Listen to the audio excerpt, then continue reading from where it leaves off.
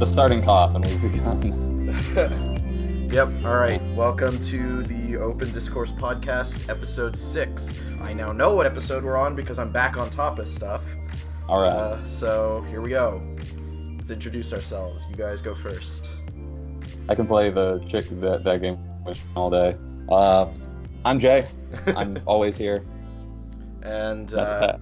We're joined by Quay. He also helped put the site together. He was one of the people who set it in motion. He's on the line as well. I don't know if he... Is he? He should be. If he's talking, we can't hear him right now. It definitely occurred to me that Quay seemed familiar because I've seen him posting the articles on the website. So. Okay, can you guys hear me now? Yeah, we can hear you now. Sorry, there was something going on that was... Required your attention? No, I was having some technical difficulties, but it's fine now. Alright, well, we've done the introduction, so... We're still experimenting. Yeah, we're still experimenting with the format of the show a little bit. What did you think about how it went last time, Jay? Should we just should we try and follow that again? It's kind of the same. Like we instead of feigning a structure, we feigned the lack of a structure before we inevitably just spiral into a conversation. That's how it goes. So we sort of just went freeform, current events, and then we'd pick a topic. We had my sister on it last week, and as I was editing it, I asked her because her audio was so low and so compressed that. She was on her phone, and wasn't I found she? It. Huh? Was she on her phone? Yeah, well, I mean, I'm on my phone most of the time, too, but, like, I have wired headphones is the key. She was on Bluetooth, it got compressed. And then she went down in the kitchen, and my mom got involved with the podcast. So, we're doing that better, though. We're not doing that. Or, I don't know what we're doing. What are we doing, Dave? I don't know. If either of you guys got anything that's been... brewing up in your brains, anything to talk about? I don't want to start things off, but I have things to say. Yeah, so Quay? So, I'll let one of you guys start. All right, Jay, you go ahead. Okay. I'm sure we're gonna talk about the whole Nazi thing up and coming, but there was a certain thing because in previous podcast, I'd reference this person who's very close to me personally that has some troubling political views. Updates on stuff. The Stormfront boy saga. Stormfront's a little... Well, yeah, I'm exaggerating, but I like the... yeah. But basically it goes to... And I'm sick of goddamn how much he not this guy, but fucking Trump, like, dominates everything we talk about constantly because we're feeding into this is the punditry, the political, like, it's all Trump jerk-off hour for like a long time now. It's just the big thing. Yeah. There's a Tumblr post that I wanted to talk about. It's not like it's important that it's that doesn't sound good when you start it up. That doesn't sound charismatic. Like there's a Tumblr post I want to reference, but it's appropriately credible to the topic. And that was the user Rasek Whizzelbang, who maybe I should like do some footnotes. I'll reference them like because I actually have a citation, I guess, this week. I'll reference that in the YouTube description. Check below for links.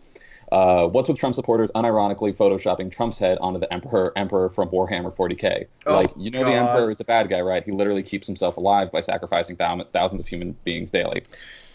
And then the next two comments go on to say, by Jesus Lizard Journal, fascists latch on to 40k, tongue twister, because it embodies the totalitarian, hatred-filled power fantasy they have. Anything not pure and human in their eyes, quote, Xeno scum, is to be expunged. Which is absurd because the whole 40k universe's humanity is meant to be so stupidly dark and wrong. It's funny, just like everything else in 40k. Where GW comes to... Oh, we're GW. Wait, who's the... That's the company, I guess, to come out and denounce their fash customers. Yeah, GW is the company that owns the Warhammer franchise, Warhammer Fantasy and Warhammer 40k. Cool. For those of you who don't know what that is, just before you keep going, that's a tabletop game played with, like, figurines... and it's entering more of a mainstream awareness because they've had a couple hit video games, particularly the 40k branch of the Warhammer franchise has had quite a few video games to its name, some good, some bad. And the Warhammer Fantasy has one game, and people play it a lot. Yeah, and if you look up Warhammer 40k, you can see some of these Space Marines and a lot of the imagery they use that is very definitely fascistic. So I'm going to keep going with these quotes. Were GW to come out and denounce their fash customers, it would massively cut into their profits. because other than 11-year-olds, those are the only people who buy their games. That was crossed out, and it says, wait, no, that is what I meant to say. And then I just want to quote this. I just want to. This is all a piece for me to like explain what I'm thinking about recently. And then the final comment: the future is imperfect, which this is like long, I guess, but I'm gonna just power through for the sake of making this another 3-hour podcast. They also fail to see the irony in that their enemies, damn near all of them, outpace them in every single way that matters. Orcs cannot be removed from a planet without causing so much damage to the surface that it would have been better to let the orcs have it. And the orcs are like space aliens or something. They're effectively Lord of the Rings, like old fantasy orcs. Warhammer 40k is based off of Warhammer, which is like very Tolkien-esque fantasy, but that it's been expanded into this sci-fi stuff. So like orcs are aliens, but they're still green-tusked, like barbarian douchebags. And anyway, and they're the main enemy faction to the righteous, glorious, golden death machine empire. That righteous was facetious. Well, and I don't know how much you know about Warhammer yourself, Jay, but the humans' leader is literally called the God King, and he is immortal. But what is not immediately through human sacrifice. I was going to say what's not immediately apparent, and this is me being a giant dork, but what's not immediately apparent in the games, which most people probably played, and by that I mean the video games, is that there's a lot of implied human sacrifice going on that keeps him alive. Yeah. Yep, okay, so the quote continues, Eldar technology makes the most advanced Adeptus Mechanicus masterwork, I don't know what that means, look like rusted heaps of shit. Oh, I guess that's the humans' mechanical technology guys. Yes. And they make it look like a piece of shit because they always are. Chaos is literally a fundamental part of physics, which is, I guess, chaos is an enemy. The Tau actually bothered to have somewhat decent quality of life. Necrons finished science, and Tyrannoids are literally the future. Meanwhile, the Imperium of man, who are ostensibly like the good guys, is a bloated and beaten shell of itself, stagnant and waiting for one of 20 superior alien races to descend on it and exterminate a lot of them. The Imperial Guard are worthless, literally only good at suffocating their enemies under monumental piles of their own dead. Space Marines are too few in numbers to actually create effective resistance, and the Inquisition exists solely to undermine the effectiveness of both of them. Both of them to please the rotting corpse in their basement. Okay. Fascist assholes grab onto Imperium of Man because they superficially resemble all the white supremacist horror they crank it to, failing to understand that at its best written, Warhammer 40k is about how fascism is such a monumental failure as a kind of governance that all it would take is for a light bulb to go out and everything would collapse into a literal hell dimension. That's the end of the quote by The Future's Imperfect. If anyone listening is wondering why I am speaking so fast and pronouncing all of my consonants so sharply, is because I am not drinking this time. Well, my whole point in talking about all of this, and if you listener look into Warhammer 40k, you're going to kind of see like what they're kind of going for. There's a lot of gilded skulls and wings on people's big fancy armor. There's a lot of literal banner waving. So well, there's an element the whole point of that was it's relevant, I guess. And it kind of came as a like warning sign to me that this guy I've been talking about, who I'm very close to, and I don't want to really he was super into publicly Warhammer. Shit on happens to have been getting really into Warhammer games in the last weeks. Like the video games or the the video games. Okay, well, but that's not fair. He doesn't have the patience. I enjoy the Warhammer tabletop and video games, the ones that aren't mechanically awful. It's just when all of these other red flags like start popping up, and there's all of a sudden, like, a lot of Nazi shit in the States. I'm like connecting too many dots, and you're looking for the connections everywhere. It's funny though that you would say the skulls, because 40k was an outgrowth of Warhammer Fantasy, and so I always took the skulls to be a sort of similar thing as they were in the fantasy, which to me was always reminiscent of Memento Mori, which was an art movement that was literally just, remember everybody, you're gonna die. I took art history, It's just like, hey, I mean, look at the skull. That's a huge oversimplification, but that's basically what it was, and it was skulls and skeletons everywhere. Yeah. By the way, Jay, did you know that you have a skeleton that lives inside you? I think about it like not as often as I should. I think I want it out. I want it out of me. I want to be the skeleton getting out of me. Oh God! Meat. So it's hot in here. It's really hot. Yeah. Anyway. So basically, you're saying you're saying your acquaintance's interests, in hindsight, knowing what you know about him now, sort of, hey, this guy is into fascists and fascism. Yeah, it's a little bit of a red flag. It's funny, though, because people are really using the fascist terminology, referencing fascism a whole lot right now. But I remember, like, weeks ago, before the inauguration, before this guy started playing fast and loose with his signature, and by this guy I mean Trump, there were a lot of people who, every time you brought up Hitler or fascism, they'd say, "Oh, well, don't say that. There are things that make him different. you're jumping the gun, and it seems how quickly people are changing their tune. Even people who used to support him begrudgingly, not the enthusiastic supporters, mind you, are sort of waking up to that analogy. Or the analog, I should say, in history. Oh, yeah. Are you leading that into this Twitter you sent me recently? The Trump regrets Twitter? Not really, Yeah. but we can talk about it if... I don't know, because to preface this, there's a Twitter account literally just titled Trump Regrets, Trump_regrets. And I don't know if you want to read that or not. To me, it's like this weird mix of, like, just humor and anger when I read it, because it's like, I don't know, It's like how... definitely for people like us to just like read all of these dudes being like, oh, I shouldn't have. I voted for him, but now I see why it's a problem, and us are just supposed to be over here just fucking pounding it to just Well, fuck there's Twitter. yeah, there's because the thing is the ones that really get me are like people who say, "Oh, I take back my vote. I knew I shouldn't have, or I knew I shouldn't have voted for you." It's like it doesn't Everyone work that else way. knew You you you shouldn't have can't voted for you him. can't take back your vote. If you knew you shouldn't have voted for him, then you shouldn't have voted for him. Yeah, there's like Like nothing to. it's one thing if you truly believed him with all your heart, or if you believed him begrudgingly to be the lesser of two evils, and you're like, okay, I like him better than the other one, and you voted for him, and you have regrets because surprise, surprise, his personality's turning out to be a bag of sour grapes.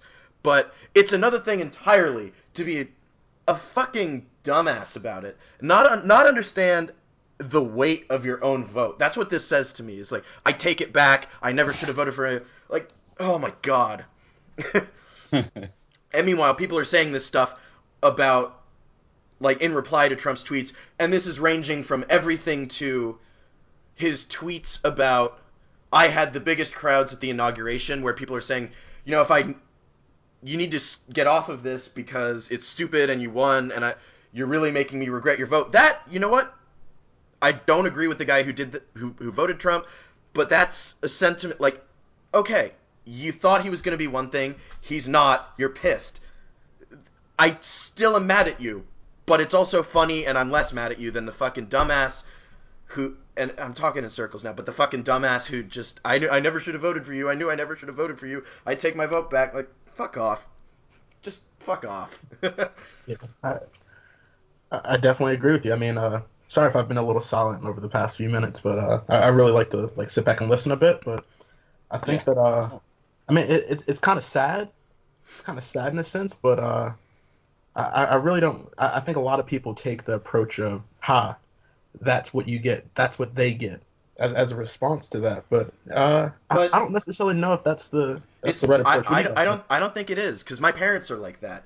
When earlier in the election, when I was still living with my parents, and I would go on a tirade about Trump and like people not wanting to listen, and they're like, oh well, if they're gonna be like that, then that's what they deserve. And it's like, okay, fine, but I don't deserve it. Why am I being punished for that?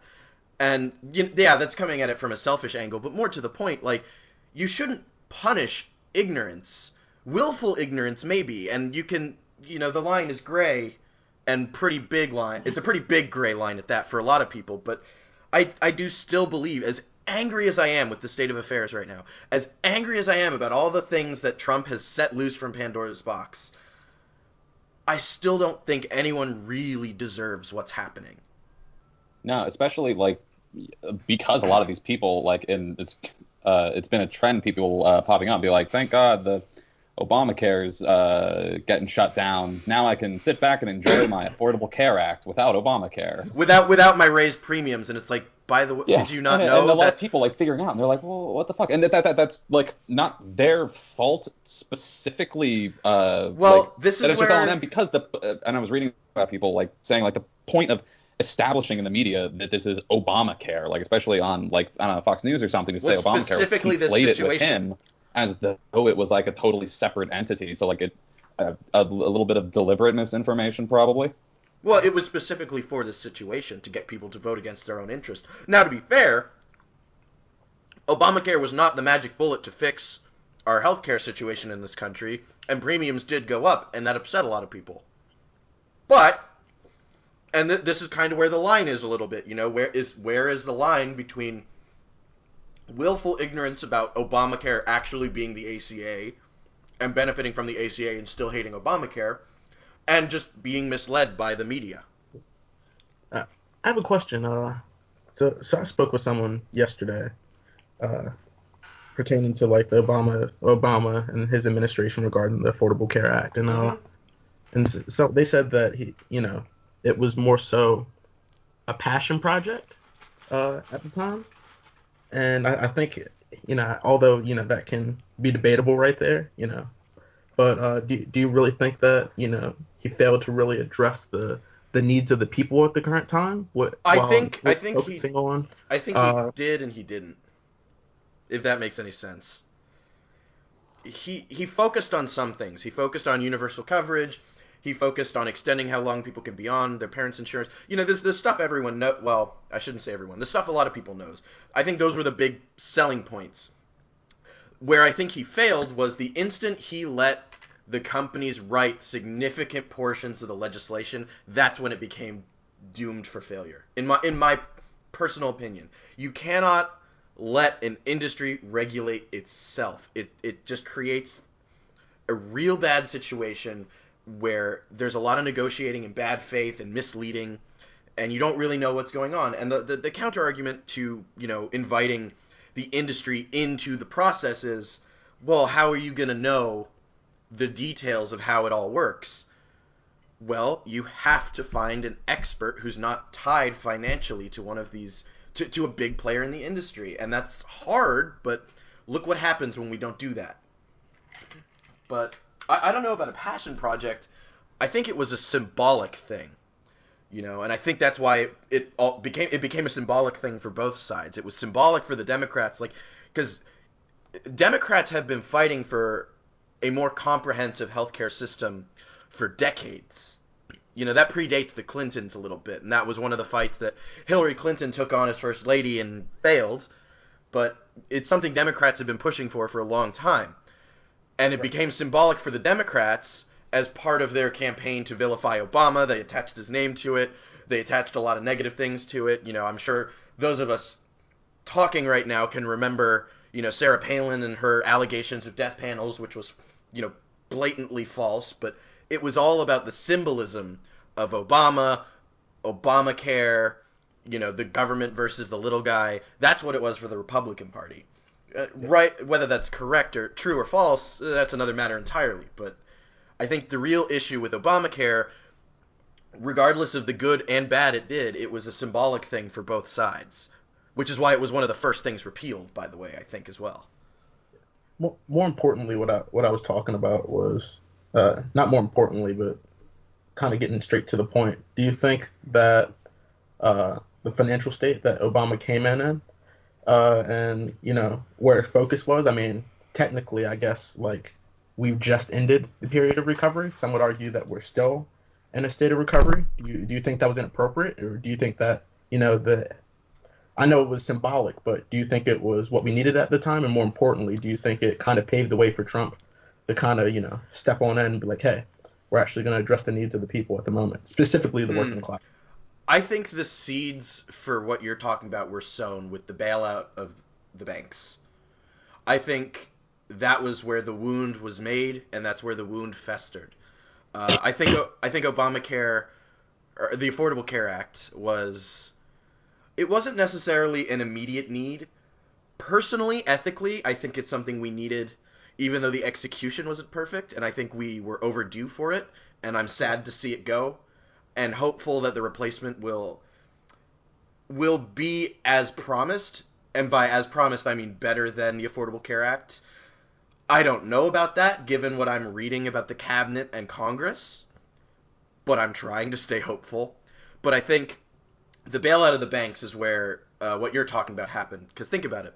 After the bailout of the banks, we had Occupy Wall Street, which was a leftist movement, mostly. And that was actually fairly successful for a bit until it sort of imploded due to infighting and a lack of purpose. But the bailout of the banks also spun off, on the conservative end of the spectrum, the Tea Party. And now the Tea Party has taken the Republican Party by storm, and the Tea Party is what set the stage for the rise of Trump. in my opinion, I think. I don't think anyone's really going to contest that. Yeah, Yeah, yeah. sorry, I'm being kind of quiet too. I'm You're taking it in, but I'm like, you're trying to process. yeah. I also straight myself do not know enough about what anything is. Fair The enough. affordable care act, the man. It's the running. If not for overall, I want the running thing for me in this podcast to be amateurism and Yeah. low information. Yeah, but that's not necessarily a bad thing. Um, I wish I knew none of it. I wish I didn't know shit about politics. so you're a proponent of ignorance is bliss then.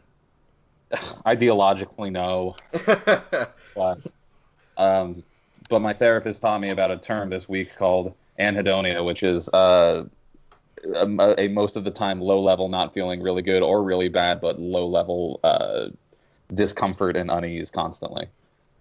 That sounds uncomfortable. So that's what's going on with me. Anyway, politics things. Yeah. So, was that your bit, Quay? Is that what you wanted to talk about? The uh, Affordable Care Act and the road to Trump, I guess. I guess so. I was kind of just touching on that. I kind of wanted to touch upon something else as well, All but right, go for it. We're hitting a natural lull in the conversation. Yeah. all right, cool. Well, about Trump's cabinet, someone made a very valid point. If you look at his cabinet, you see nothing but what rich people. Yeah, It's yeah. reality. And for someone who swore that he was going to drain the swamp and turn everything upside down, uh, he's actually proven to do otherwise from the start, from his selection. So my question is that in this particular scenario, I understand that people with extreme amounts of wealth, the money no longer becomes much of an issue. At that stage, it becomes about, trying to immortalize yourself in society or trying to have a legacy. And essentially, at that point, you're trying to play with people. Do you think, as an attempt to do that, and have a good name for the rest of, or, have a solid legacy, do you think that they'll, have that by any means strategy to achieve success? Or do you think they'll just, you know, give Huh. put forth their best efforts and kind of see how things go from there? Because at the end of the day, no one's, like no one really, they don't really care about losing the money or losing a little bit of money. I mean, they do, but at this Huh. stage, it's more so about influence, and I don't think anyone's going to deny that fact. Huh. See, I don't know, because I would say it's all about personal enrichment for a lot of these guys. You know, to me, it seems like everybody just wants to make the most money, even though they have plenty of it. But granted, I'm not a rich, member of the upper class of America. Some would argue the ruling class of America, if we're gonna say we're an oligarchy now, which is debatable. But to me, I don't know if they're gonna do whatever it takes to make a legacy for themselves, because I think to these people their legacy is their money. So I guess yes, in that sense, but in the way you were posing the question, in terms of like history books and a legacy in the greater culture, uh, I wouldn't count on it personally. But to be fair, as bleak as it looks, I'm thinking back to when Tom Wheeler was appointed head of the FCC by Obama. He came from, I want to say Verizon or Time Warner, and a lot of people thought he was going to try and kill net neutrality and put things back in the hands or deregulate the internet, deregulate internet service providers, give them even more power than they already have. He turned out to do the opposite. And so maybe, just maybe, you're onto something here, and some of these people will, buck the expectation that they're going to, I don't know, ruin everything. But it's interesting to me, this strategy that Trump and the Republican Party seems to have taken, which is appointing people or nominating people to lead departments whose functions they fundamentally disagree with. So like Rick Perry in charge of energy when he thinks it's one of the departments that needs to get cut, or putting a guy named Ajit Pai, I think is his name, Ajit something, in charge of the FCC, a guy who thinks that the FCC does too much and that we need to have the internet service providers regulate themselves,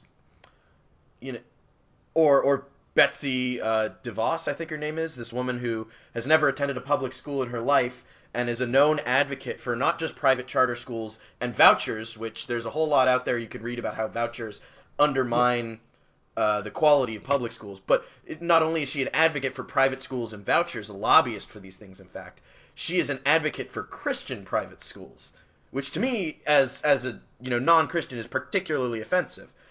But again, the cabinet themselves have not done anything. And while I'm hesitant to fall back on that mantra that so many people use to sort of placate people who were frothing at the mouth over Trump when he won, because look at what's happened this week.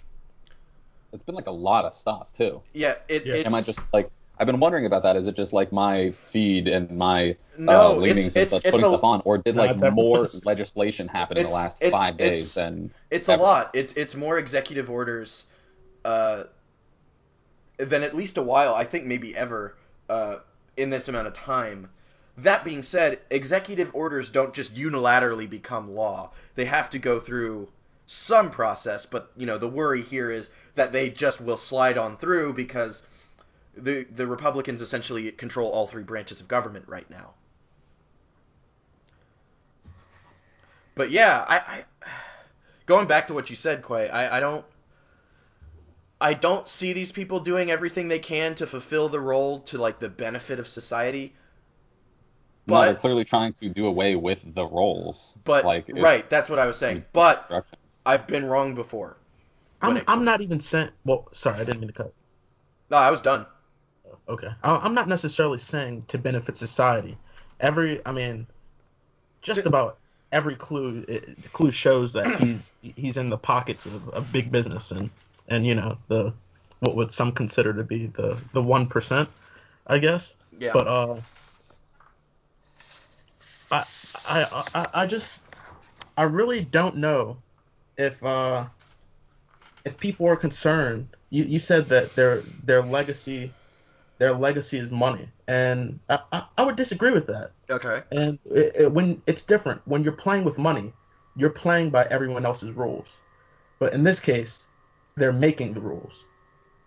Would you say that's significantly different? And I'm not saying in a sense they're going to immortalize themselves or make an attempt to immortalize themselves in what's best for society, but in a way that would, benefit them and have like what you would say would be an oligarchy, or what some would say would be an oligarchy, and try to achieve that.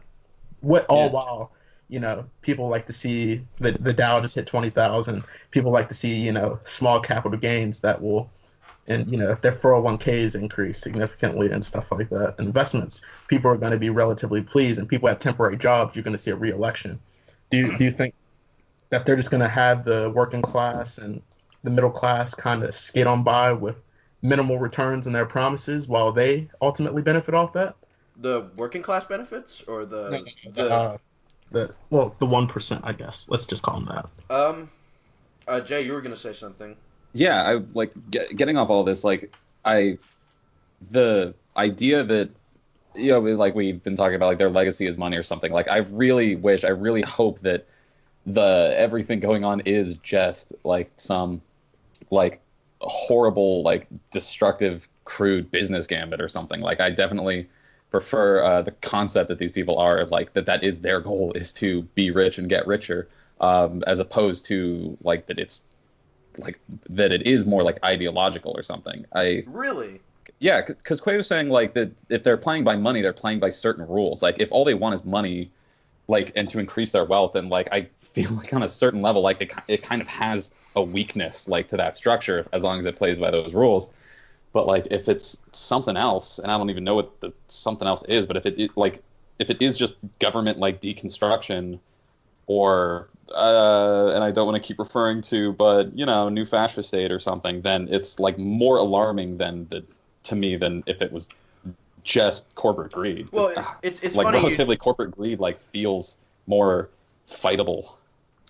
Well, you'd be right, except for a couple things. Okay. Well, a few things, actually. Fascism actually goes pretty hand in hand with what a lot of people would call mega corporations. You know, the fascist countries in history would often consolidate companies into larger ones so that they could better control them and profit off of them. And they often had direct ties to these companies as well. And so I think they can do both. Corporate greed and fascism, which is the problem is you can't fight corporate greed when it's the entrenched power also, because unless you're talking about extra legal fighting, like war essentially, because if you're trying to fight corporate greed through the system of law of checks and balances, if corporate greed becomes the system of law and of checks and balances, what profitability do your interests bring? Not much. Well, not that we would like pose some sort of like counter argument to anything by like appealing to their greed. Yeah, that's fair. All good points. As I said, I don't know where I'm going with most of this. For some reason, my mind feels like even more impeded and disorganized tonight. I mean, at this point, it's mostly speculation because despite how fast things are moving with Donald Trump and his executive orders and the appointments, nothing has actually been enacted yet. Well, no, that's false. A lot of the big, scary stuff hasn't happened yet. The smaller scary stuff, the stuff that's really wigging me out, the censorship, the purge, I guess you could say, of Washington. To me, that's upsetting for reasons that I can go into later. But or you can do that now. To rewind just a hair, it sounded as if you were saying, Jay, that there's a difference, not so much between good and bad, but bad and less bad, between people operating for ideology as opposed to profit. And I can see where you're coming from with that, because profit can be argued with. Ideology is a lot harder to change. Yeah. Is that kind of what you were getting at? Yeah, kind of. Because that I can understand. But just from everything I've been seeing, people, like, every sentence, it's like, oh, Trump's just trying to, it's a publicity stunt, like, oh, he just wants attention or fame or money or something. And from what I'm seeing, I'm just like, man, if that were just it, like, fuck. If he just wants fame and money, like, that's because then he can have that and then he's done. Well, he's already got it. He's already had it for a long time. It's not fame and money he's after. Maybe more money, but I think he has a personality disorder. I think he needs to be loved. He's a narcissist. He needs that validation. And once he started, he couldn't stop it, even if he wanted to. And I'm not clear on that part either. Maybe he wants to get impeached. Who knows? And I think I said this on the last podcast, but I feel as though, the Republican strategy may just be let Trump do what he wants, get all our shit passed, make him be unpopular, and then as soon as we get the chance, impeach the crap out of him. President Pence, that's our boy. Oh, and God. man, isn't President Pence so much better than that awful Donald Trump? And it's like, pause of 5 days and then no. Well, and then it's like, I'd say worse. I was gonna say, like, that's not a good thing. And the scary part is I can see that tactic working, because if there's anything I've learned just through watching, I guess, the court of public opinion through this election and a little bit of the last election even, is just how easily people can be swayed by unsubstantiated arguments that appeal to simple answers, simple emotions, simple reactions. And that's not to belittle anyone, because, I'm susceptible to that just as much as everyone else is. But it's scary when you can see that happening and know how plausible it is. Yeah. And, like, there's not a chance in hell that you would be able to stop the momentum of people who want Trump to be impeached. Like, if it gets to be, like, 2 years down the line and now they're like, initiate phase 2, get him impeached, then there's no way to turn around and be like, wait, guys, hear me out. We just have to let him run out his presidency. We can't impeach him. Like, well, I mean, no way. It's funny you say run out his presidency, because you're sort of likening it to a virus where you can't really medicate it. You just treat the symptoms as best you can and let it run its course and hope to God you don't land yourself in the hospital because it's a really bad virus. Yeah, that's a pretty good metaphor. Except, like, you don't want to also, what you think is the vaccine is a worse virus, I guess. Yeah. Like, fight Is actually like the virus with another virus. Yeah. Oh God, that's a funny mental. I don't want to say image, but just that's a funny idea. Fight the virus with a virus. What could go wrong? With a worse one. Well, it is funny though, because technically the way vaccines work is to put like a weak ass version of the virus into your body so you get antibodies for it. Yeah, I've heard it's just like a portion, because I went in and I told the guy, like, oh, get some more virus, and he immediately sprung into this like bit where he's like, well, you have to tell people that it's not more virus. It's kind of a flawed analogy. Well, it's interesting you bring that up, because I bet the reason they have to do that is the fucking anti-vaxxer community, which is just a pox on the fucking general health of any community where more than a couple of them pop up. Yeah, Jesus Christ.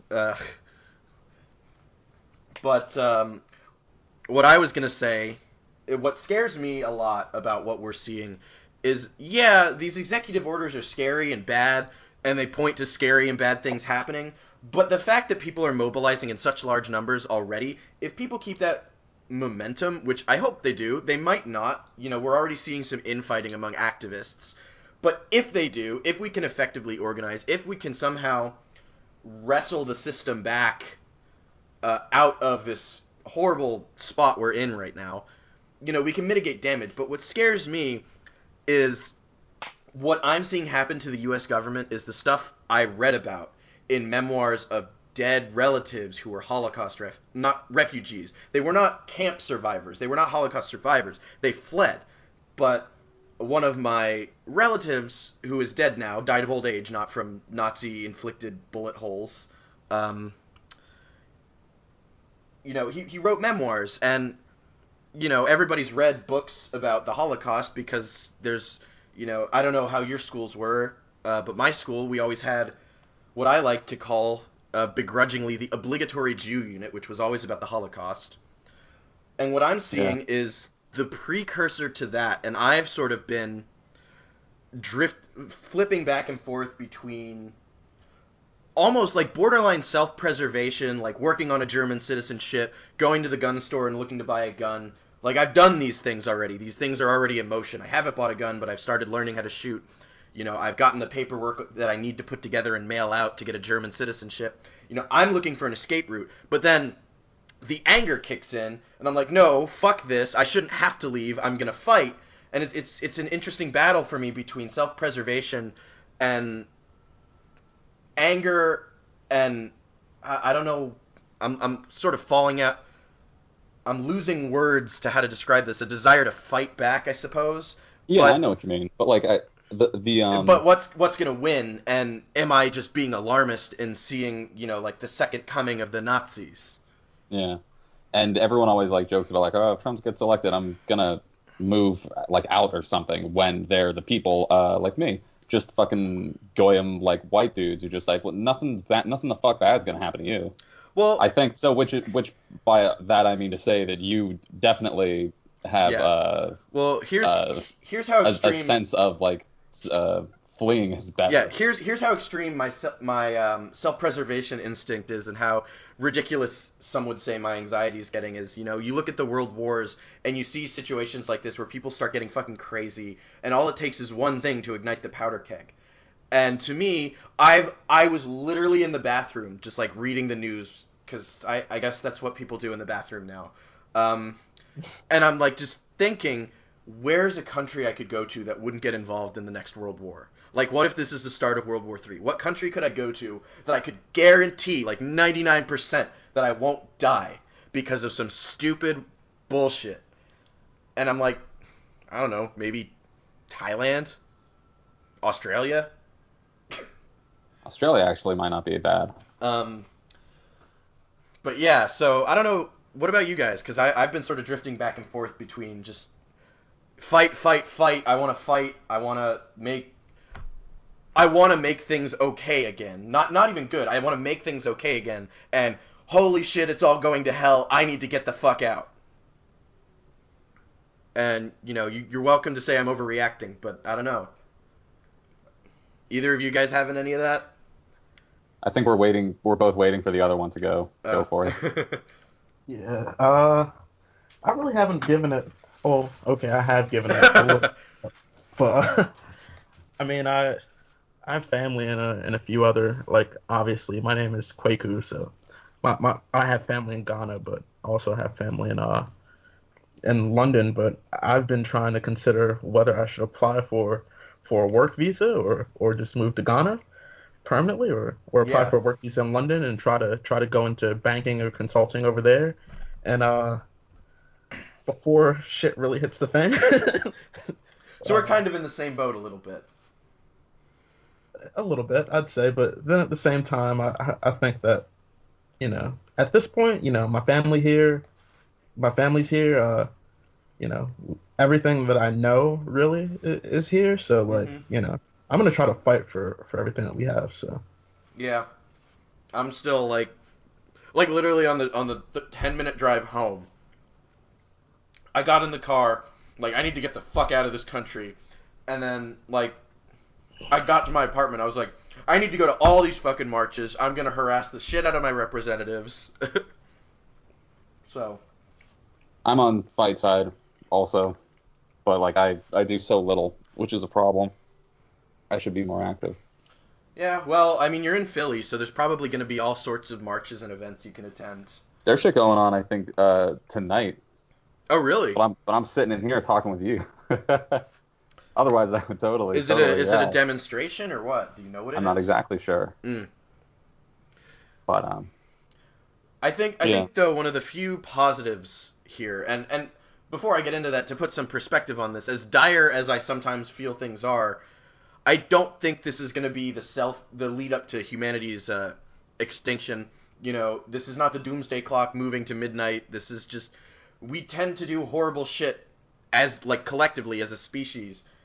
We tend to inflict horrible, horrible things on ourselves, kind of often throughout history. This is probably that again, and humanity will survive. I just need to also survive. And, Yeah, but I think I that's want to kind of like minimize the damage. I think that's kind of like more terrifying than just meteors.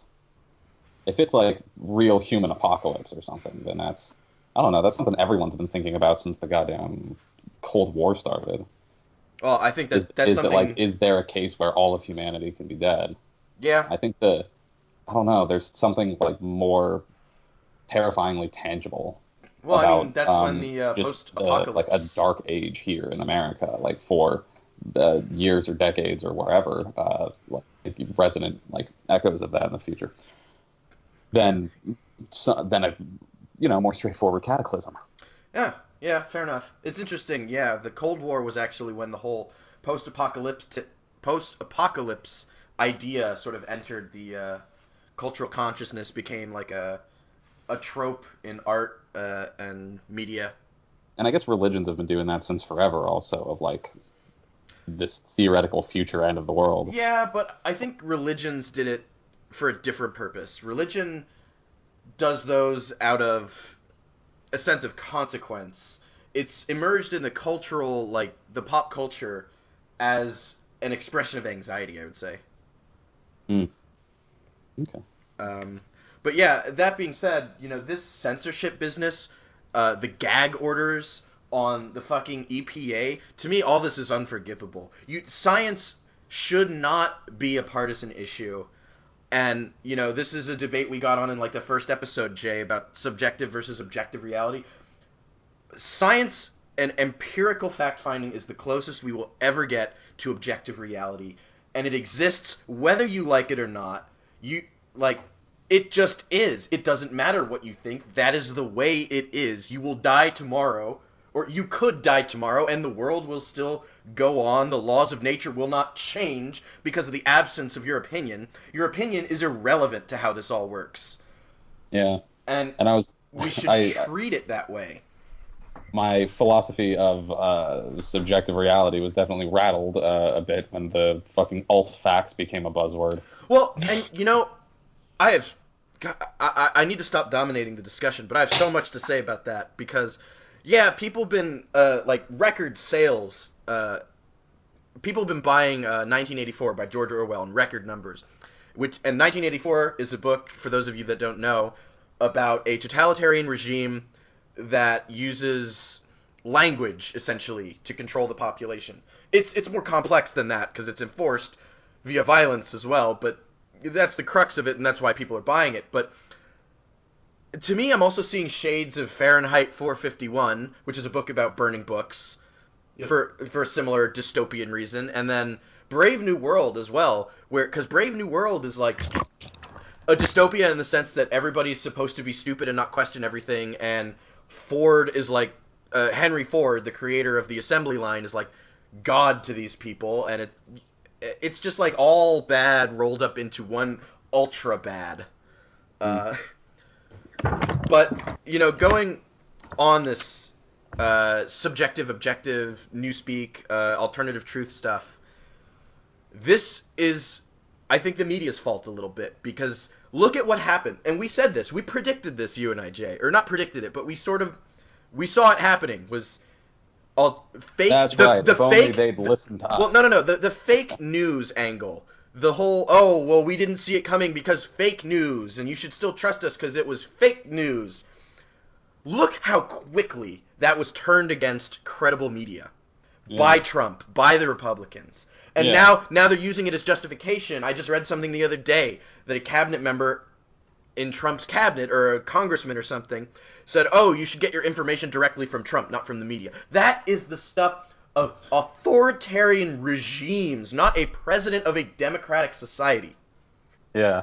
Yep. I've been hearing that kind of stuff too, and I'm just like, really, wow, why would the government lie to us? Gee, of course, I wonder. get all your info straight from the most straightforward and honest. I think, at the current time, at least his supporters, basically the way it's been is everything that comes out of his mouth they believe. When it comes down to, whether they're going to believe in, the lie, the bold-faced lie he's telling them to their face, or, Trump, they're going to believe Trump.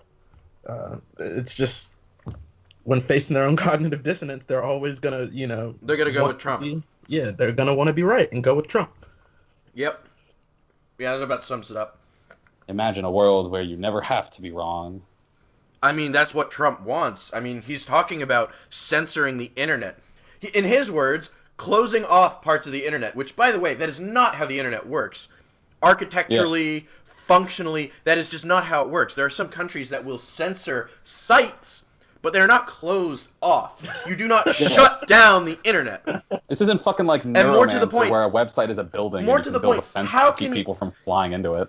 How can you claim to be making a society great by shutting down one of the greatest potential equalizers there is? There is. The literal, in terms of the free free flow of information, for all the horrible stuff people do with the internet. There's so much good to come from the internet. The free flow of information, the lowering of the bar to entry to stuff like this, to all sorts of things. Allowing people who can only afford a broadband connection or like data on their phones to have access to the same internet I have access to. It's such a great equalizer, and it allows people to freely criticize the government, and so therefore it hurts Trump's ego. He wants to shut it down. And how would you even go? Sorry. No. I was gonna ramble. Just go. How would you even go about doing that? Even if you were to shut sites down, there would still be an unfulfilled need in the marketplace, and essentially, like, I guess maybe a black market for a certain site would arise. Well, look at I was gonna say, look at China as an example. China censors certain sites and certain they address certain sites, certain servers, or they address them. They block them. They censor them. But people get around it through the use of virtual private networks, which is essentially you use your network to connect to an allowed network outside the country. So, you would connect to, say, some server set up in, I don't know, Canada or South America, anywhere. And it's slower, but through sort of masking your presence that way, you can bypass sometimes even most of that censorship, because internet a website is not necessarily tied to a physical location. It's hosted on a server, which is a physical object somewhere, but it can always be moved to another server, because all it is at the end of the day is a bunch of files and code. Yeah. So it would be very difficult. What were you gonna say?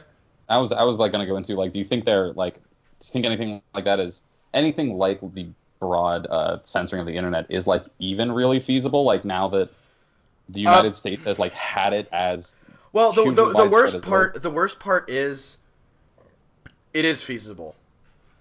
Yeah. Because if the government gets more in bed with internet service providers, they could mandate or just even ask internet service providers like, oh, especially if they do away with net neutrality. And by the way, the guy they're putting in wants to do away with net neutrality, which is a big, important thing. And if you don't know what it is, Google it, because I, for the life of me, cannot explain it well. But if they do away with net neutrality, which is very likely, internet service providers are allowed to do what they will, or whatever they want, and so they could say, if you're using our internet, you can't access these sites, or these sites will be slower for you. And so that's how it would be done, is the government would cut deals or make mandates with these internet service providers to say, you're not allowed to direct traffic to these places.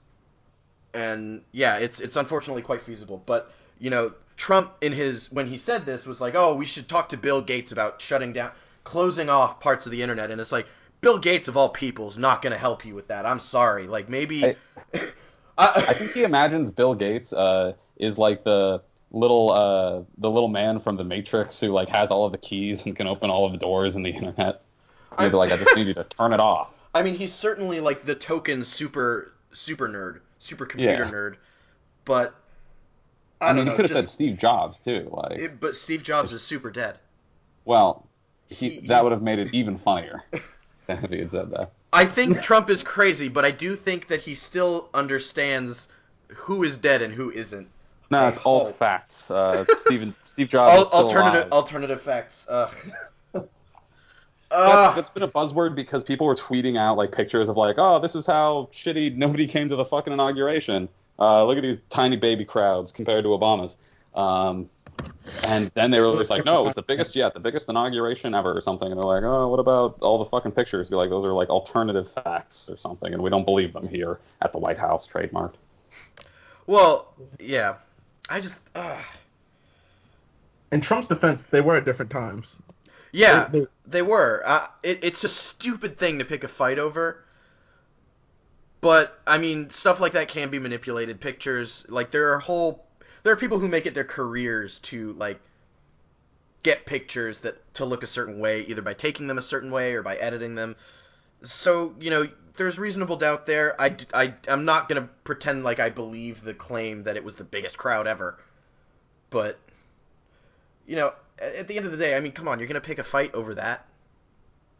I wonder what percentage, and the percentage can be 0 of them bringing in shills to pad the crowd. There was an Onion article that was like Trump mobilizing the United States Army to attend his inauguration or something. See, that's not an Onion article anymore. When he gave his speech at the CIA, apparently Trump had plants in the crowd who would clap and cheer him on, and because of crowd psychology, everyone would start clapping and cheering, and they didn't know why. And even the people on the TV are just like, oh, it must have been a good thing just now. Yeah. And so, that is a tactic Trump is using. I was reading an article about, like, how George Bush had, like, a dude. Like, they had a dude on staff who would, like, be at press conferences and would, like, clap? softball. No, would specifically, if they needed to, they would, like, go to this guy and be like, you in the crowd, man I've never seen before. Yes, what is your question? And it would be a softball question? He would softball something in or, like, do something that was, like, just phrased in a way that was, like, really... self-serving. Yeah, that's a softball question. Yeah, that's a softball question. And that people were comparing that to this thing about, like, oh, Trump wants to have, like, his own private press place where he would, the PPP, as they call it. The PPP? Yeah, I made that up. But that he would, only have these, like, fucking yes men of press. Well, that idea probably comes from the fact that in the later days of the campaign, he was openly talking about, like, maybe I'll make my own news network. So that's probably where that comes from. That would, I mean, how can they expect us as the people to like believe only government approved? I'm gonna stop you right there. We got to this point. Full stop. We have reached this point. How can they expect? They do expect. It happened. It's happening. Like, we can't pontificate about, like, how do they expect people to... People are doing it. People are believing it. People are going along with it. And the worst You're part right. is... I definitely gave too much credit to a And, lot and, of and the people. worst part of this is the Reason. media's kind of playing into his hands a little bit. Like, they're trying to fight him, but they're too desperate for coverage. So when Sean Spicer, the press secretary, goes out there and fucking berates the shit out of the media, doesn't take any questions, and then the next day he goes out, doesn't berate them quite as much, and only takes softball questions and gives bullshit answers and won't follow up on follow-up questions, the media accepts that because the line just got pushed back. That is what's happening. Should we advocate to the media to, like, if they don't let you report on government stuff, like, I don't know, like... No, I think we need to cut the media loose. We need independent media back. The corporate media is so focused on profits, which comes from coverage and breaking stories, that they'll do anything for that. And so, to me, their credibility is forever tarnished. And we need independent media. We need investigative journalism. Like, go buy subscriptions to credible news sources. Because broadcast 24-hour media has failed us. And maybe I'm being extreme there, but I don't know. What would you consider to be a reputable or independent, like, news site, though? I mean, all of them, like, clearly have their own, like, hidden agenda. That's not bias is everywhere, and I acknowledge that, and I would counter that with, you know, if you're only getting your news from one place, you've already got a problem. But I think right now, one of the sources I find most credible is NPR, just because they're not quite as bound to profit because they are partially government funded. And by the way, Trump wants to cut funding to NPR and PBS. But other places, I would say, like Al Jazeera, BBC, they're fairly divorced from, you know, being American, and so they report more objectively on American politics, in my opinion. From what I've seen, they can say anything. They don't respond to anyone like yelling at them. Be like, "What you're saying? That's un-American." You'd be like, "You're sure right. It's British." Yeah. I'd say the BBC on the scale of, like, liberal. Like, you have to. They lean liberal. They lean liberal. They definitely do. Liberal. They definitely lean liberal. But, you know, I don't distrust them in that I don't see them engaging in the kind of shenanigans a la CNN, ABC, NBC, Fox News, like those types, you know, purely for ratings and spectacle. That's all. But yeah, it's already happened. It's not like, how do they expect? It's already happened. It's happening. Yeah. They're proving time and time again these bullshit tactics work. And the question is now, how do we fight against that? And the answer is a resounding Yeah. But it's not all doom and gloom, I think. I hope. You know, I think one of the positives to come out of this is a lot of people are starting to wake up. And personally, despite the fact that I'm very socially liberal and in some senses economically liberal, I think we've let our government grow too powerful, and I think we're seeing it right now that I think this is our wake-up call. Like, and I think people are waking up to that fact. And we're seeing people mobilize to oppose the government in a serious way for once. You know, to try and take some of that power back as citizens. Yeah. Yeah, I really can't. I really can't say anything about that. Yeah, you summed it up pretty well. We keep running into the dead ends in the maze of conversation. Yeah. The guy, the fucking punch heard around the internet. Oh, Spencer.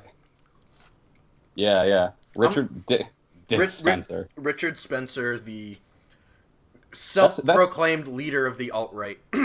that is a hot little piece of discourse I've been seeing going around recently because a lot What of is people are it? Is like, it okay to punch a Nazi? That whole yes, debate. the age old debate, is it okay to punch a Nazi? And lot and this and so to go into this, uh, when we started up this podcast, Dave was referring to me as like being more of a liberal guy, and I like had a problem with that, like just being the label of liberalism, and it's coming much more into focus for me. Why? And that is because modern liberalism really is. I don't have it. I'm looking for a word that's not dipshit, but I don't know how to make dipshit into an adjective instead of a noun. Smug, Uh, condescending, self-righteous. and passive is the big thing. People talk this like the big fail of liberalism for me recently, and this is not at all to the effect that I'm going to be conservative now, but just that I'm gonna be less liberal left and more other stuff You left. don't identify as much with liberals as you used to. Because the rhetoric is bullshit, and that's getting revealed to me a lot now. Okay. Well, what about the rhetoric is bullshit?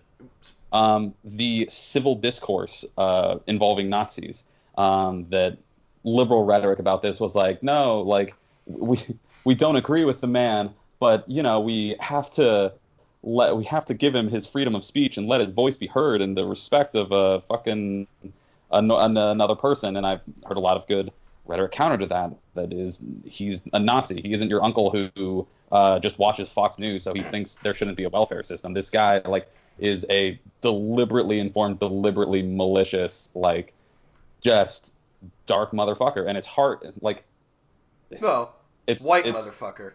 yeah. Oh yes. I meant dark in his worldview and yeah, his I wanting know. to Play on words kill there. people. That's just me being cheeky shit.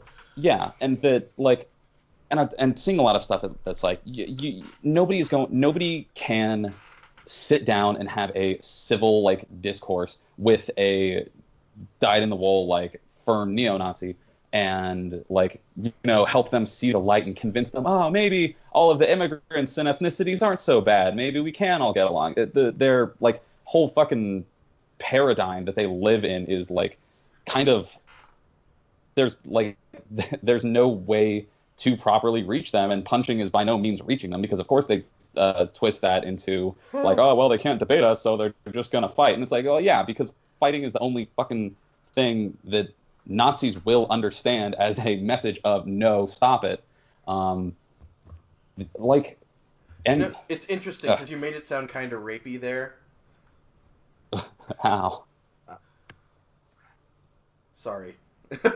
I don't even remember what I said or what you were referencing. I mean, I wasn't like physical violence is the it. only way to make them understand no, stop it. Oh. That's Yeah. I get where you were with the phrasing and the general terminology of it, but I think it was backwards. Like the no, I mean, because you say physical violence and no, stop it as separate entities. I was joking because you're saying they don't understand no. Yeah. Until it gets violent, and even then they don't change. Yeah. We're getting sidetracked. The point is I made a bad joke. It's fine. We'll edit it out. Don't edit it out. Let everyone hear my shame. And that it's not supposed to be necessarily like the righteous political statement to punch a dude in the face on the street for his political views, if that's the way you want to frame it, which I think is very gracious towards the Nazis. But that it was intentionally more of a message like, you are not welcome in the discourse on the street in American culture. You are not welcome here, and we will show it to you, and we will show it to everybody watching, which, good Lord, was everybody watching that punch. That has been on top of a dude can come back from getting punched. The dude might come. That's doable because he's got the ideology. It's like, oh, they punched me and that makes me better, so he could come back from it. But apparently he was immense amount of public ridicule that came as a result of that is by far the more effective thing that's shutting that motherfucker down. But the whole thing just started having such a bad taste in my mouth because it's like, yeah, sure, I can't argue in favor of assault as a concept, and I can't like it's hard to argue for violence anymore. But on the flip side, like I find a lot of people defending the rights and the safety of Nazis who care not for the rights of the safety of a lot of fucking people. And I think it's doing too good a service to fucking Nazis, you know? Do you I think? think very generous to Nazis. Sorry. Yeah. I've been asking myself. I've been looking at, especially the memes and shit online. It's been kind of like ridiculous, but a lot of people have been asking like, is it good to punch a Nazi? And yeah, Is it I good? agree with That's a whole nother question. I would say yeah. I would say yeah, but is it smart?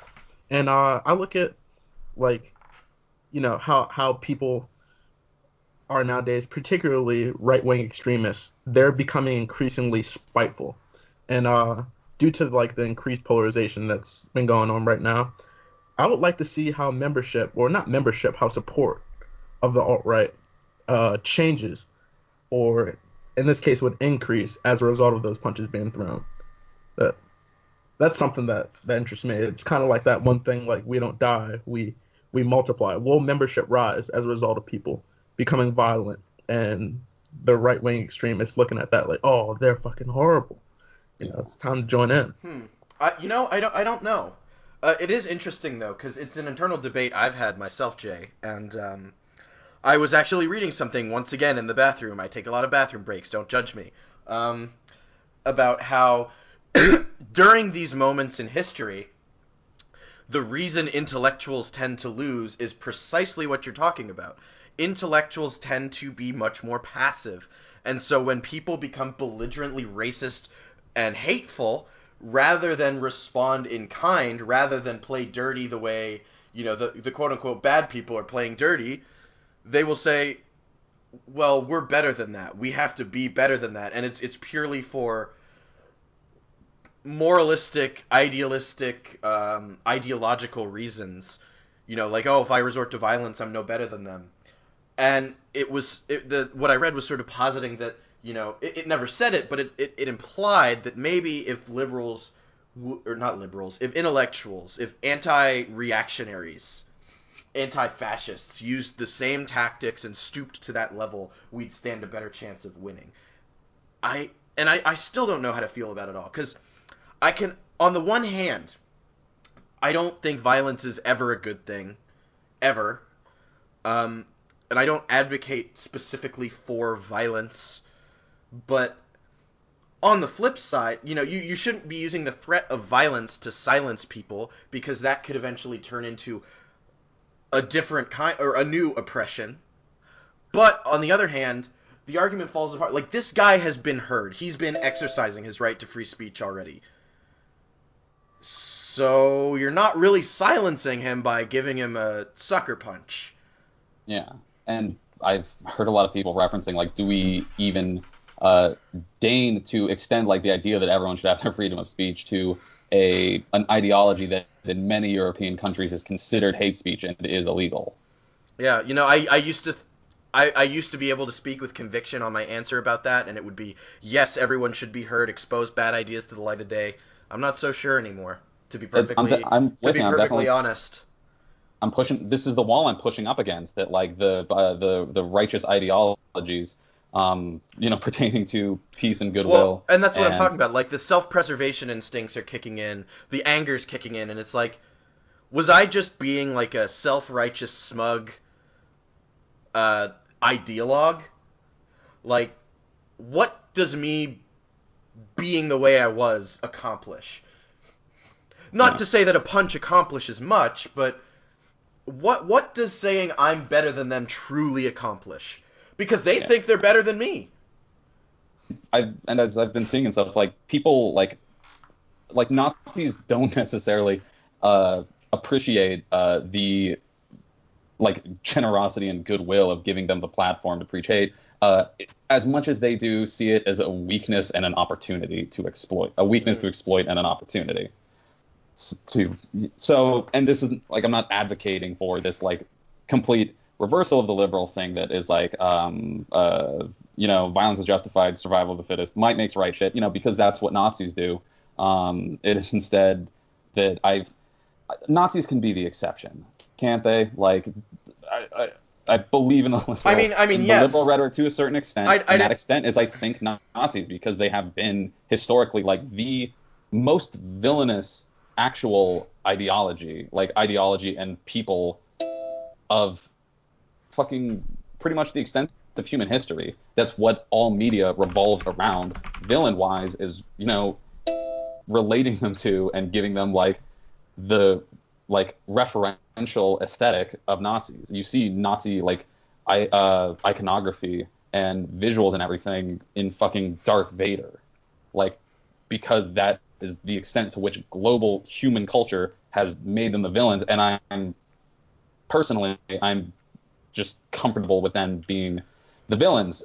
Yeah. In a lot of ways, this rhetoric like allows me to feel like, no, these people are like such and such group that I disagree with are like acting on their own experiences and their beliefs, and respect that and stuff. But I can't, or not can't, but I won't. I refuse to try to empathize with Nazis. Yeah, I can. Is what I'm getting to. I don't really have anything to say, to be honest. I don't. Like I said, I'm conflicted over it all because like I don't see anything wrong with punching a Nazi, but you know, it's it's a loaded question, I think. Yeah, it's a tough ethical place to navigate.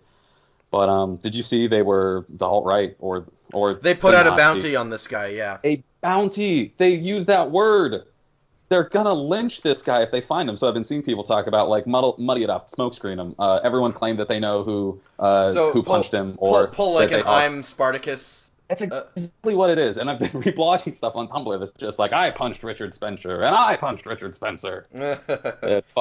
It's so I'm down with that. I'm down with that. That's nice. And sharing all of the videos of it's set to music and stuff. Like, have you not seen that? Oh yeah, I have. It's great. I think I sent this to you actually, Jay. There was a picture I found. You know that rule for like framing of pictures, like the rule of I think 3/4. Yeah, like it was like someone applied that to the fucking Richard Spencer punch, and I don't know why. That's the one that got me. Fibonacci spiral, yeah. That's the one that got me. Because it makes it look like a fucking that's the thing like that I saw. Composition of an old like romantic era painting. Yeah, that's the thing that I saw and fucking died of laughter. Yeah. Oh man. So, but I don't know. I've gotten on where I land for Nazis. Is that I try to lend a lot of people the benefit of the doubt, but there's. Yeah, and to maybe try and, unless Quay has anything to say, to maybe try and move to a little more positive note and away from Trump, hopefully. Yeah. Sure. I don't think that everything Trump advocates is bad. I certainly think the Trans-Pacific Partnership was a legitimately bad deal, and I wanted to bring. I genuinely wanted that to go away, and it was one of the part of Bernie Sanders' platform, and I supported him for that. And as evil as Trump seems to me sometimes, he is not pure evil. And that's almost giving him too much generosity, but stuff like the Trans-Pacific Partnership. And I feel like there was something else, but I really can't think of anything else I agree with Trump on other than the Trans-Pacific Partnership. If there's an effort to undo all of the sweeping legislation going on right now, like you would, if you were in the room, just like, wait, hold off on that one. Yeah, basically. Yeah. I don't know. I also do sort of agree with some of the not fundamentals, some of the core conservative ideology that a big government is an inefficient and poor government. Not poor like wealthy poor, but like not a good government. And I think our government is certainly a little larger than it needs to be, a little more powerful than it needs to be, and a little too tied up in red tape to do what its main function should be, which is, in my opinion, regulating the economy. Clearly, the current leaders of America, and by that I mean the people in Congress, the Republicans in power, not all Republicans, but the ones calling the shots, are much more focused on social legislation, which to me is like absolutely not what the government should be doing. But yeah, so I don't know, to maybe move it to like a less pessimistic place. I don't know. I don't know, what is there to talk about that's like topical and current that isn't political and dismal?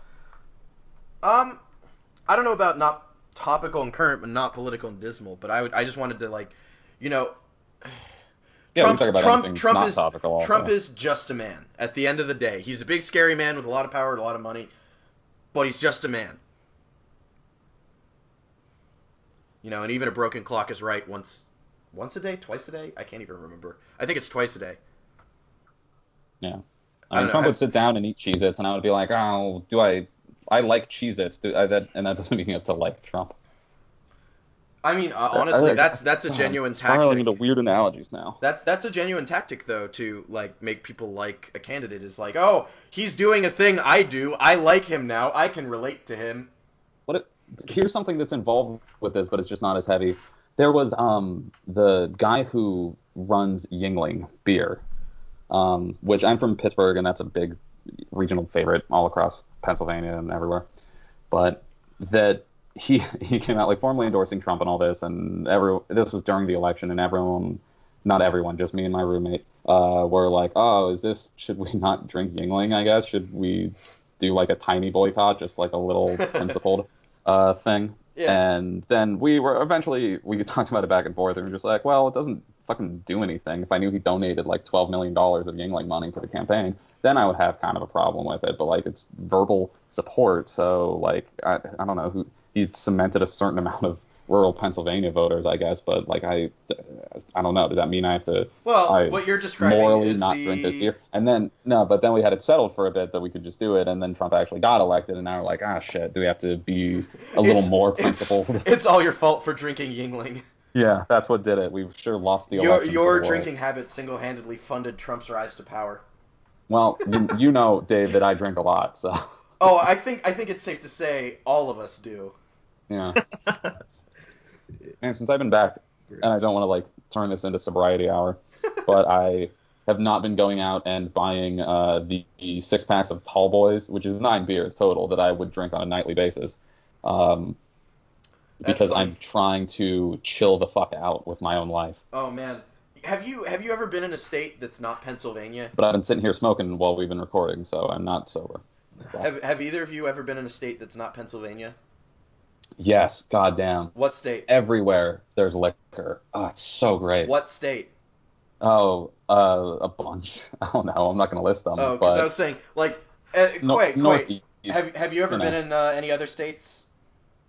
Oh yeah, down south, man. I'm from Maryland, so I'm Oh from yeah, Baltimore. that's fuck. I forgot. Yeah, because I was like, man, it's one nice thing about Texas is the fucking alcohol shops.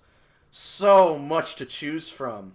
Yeah, you can buy God, everything, one stop shop. Like Yeah, most of like them are just like New like, Year's Eve, my friends and I like we loaded up. We got a pizza. We got two pizzas actually.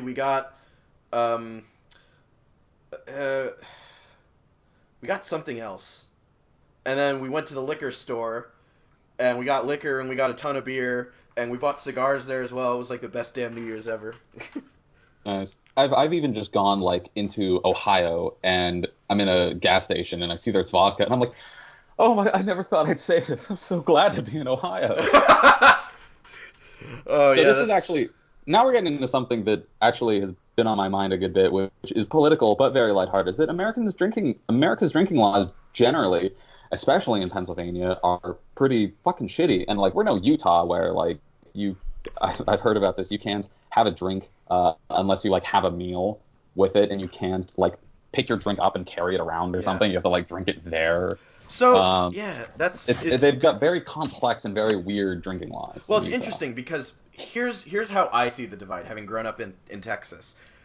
In Texas, Texans hate the federal government. They hate government legislation or regulation, and so there is no like state alcohol stores the way there are in Pennsylvania. But Texas is also super religious in the Protestant sense, in a sense where it's um, like your body is your temple, don't put bad things in your body, don't have sex, etc., etc. So they make dry counties to limit the consumption as opposed to the sale. Yeah. Whereas it's the reverse in the north, from my experience, where it's we legislate the sale because we believe in a bigger government and regulation, but we don't really give a shit what you do once you have it. That just makes everything really like convoluted, though. Oh yeah, it's so convoluted, and that's just the nature of people's relationship to governments. It's just a hot, steamy mess of weird. Yeah.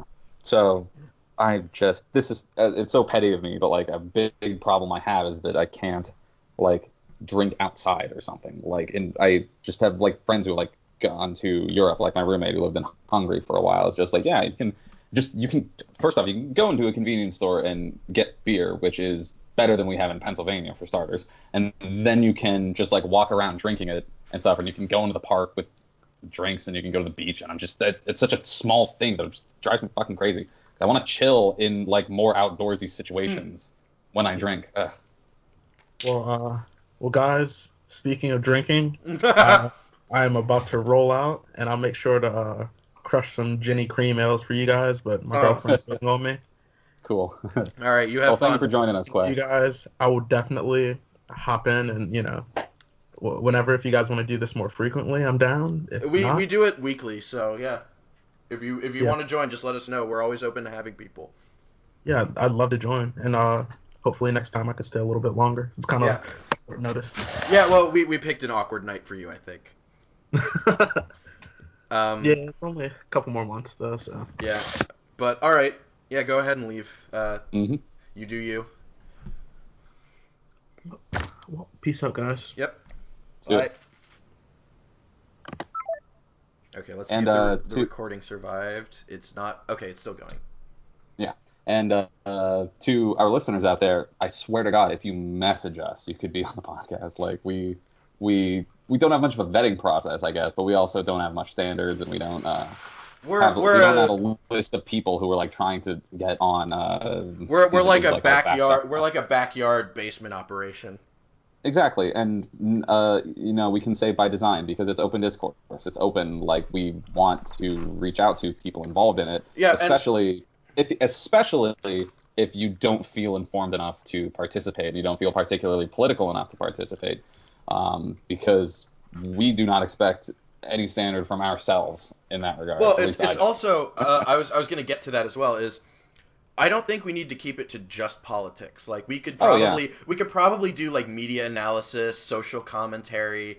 What if we do it like a movie club, like a book club? We'll come back and we'll talk about something each week. I don't have enough time to read a book a week. No, not a book. A movie club. Oh, I mean, I don't know.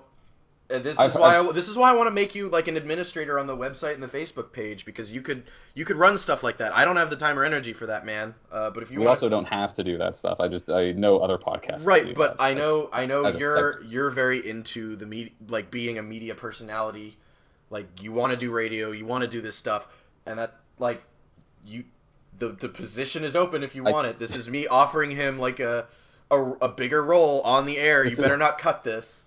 This is our website internal discussion section of the podcast, and I think if we could either do it if you would have the time to be on the movies or something, that, and by no means do you have to, that like it could be a segment in the main podcast, or I could do something myself about like a separate thing. I mean, if people are interested, let us know. Nobody. Yeah, because you did make a point earlier, and I've been thinking this as well, is we're too caught up in like current events, and not current events. We're too caught up in like U.S. politics when it was the election. We're too caught up in Trump, and yeah, there's a lot of doom and gloom, and yeah, I feel like frightened and angry, but there's other stuff to talk about and to argue about. Like we could argue about other things. Trails off. Yeah, there are things. I have good words. Yeah. I have the best words. Yeah, for the listeners, our old radio show, we talked about some political, like some goings on, and then like comics and video games and movies for the whole rest of it. We would often tie it into social commentary and more like philosophical discussions as well. Oh yeah, we got big about like real like gender representation stuff. Well, it's an interesting issue to me because I think you and I have very different perspectives on it, and maybe, you know what? Why don't we get into it to fill like the last hour? because there's some natural places we can go with the discussion from there. Yeah. But you're very much of the mind of like, it needs to be out there and it needs to be like, it needs to make itself known. Whereas to me, the end goal of representation in media is that it's not a big deal. So like, yeah, it's all a goal to and normalize I people that do not apologize. get enough normalization. I apologize to a lot of the viewers, but I'm a huge dork, so most of my examples are going to come from video games and comics of varying levels of obscurity and or popularity. But Jay, have you ever played a game called Nier? I've heard of Nier. it. There's a Got a character skull in man. yeah, there's a character in that game named Kaine, and she is a hermaphrodite. And the game barely hints at it. And to me, that's the best way to do representation, is that the author knows what's what, and that it's a natural part of the story, and that it's not their singular defining characteristic. Okay, so Kaine? Kaine. Kaine. Yes, from Nier. I took it upon myself to Google image search who this character is, and let me tell you. Yeah, she's okay. So some backstory, since Jay's looking at the picture, and you guys are probably going to look it up. And I'm looking at pornography now. Oh, anyway. good lord! But it's a super scantily clad female character, or intersex character, I guess is the appropriate term for a like physically hermaphroditic. Perhaps? Yes? No? Yeah, but the way you were phrasing that, I thought you were going narratively, where narratively. Introduce like, scantily clad female anime video game character. Yeah, well, I was going to say disclaimer, but the reason given or hinted at, again, not explicitly stated in game, but hinted at much stronger than the hermaphrodite thing in game, is like, because of the hermaphrodite thing, she was made fun of a lot, she was uncomfortable with her body, and then a very bad thing happened, all caps in the very bad thing, and an evil spirit possessed like half her body, and so she dresses super revealingly, the parts of her body that are technically still hers because it's like a complex, because Japan. Yeah. You know, that's like the logic of Japanese fiction. So, welcome to the media I consume. Okay, is the game worth playing, or is the character worth looking into? I would say watch a playthrough. You can probably get the game cheap, but it's janky as all hell. Like, mechanically, it's not a fun game. Yeah. Well, what kind of game? Because there are some sequences that are really fun, but there's just a lot of boring, grindy jank between it. It's like a action RPG. Okay.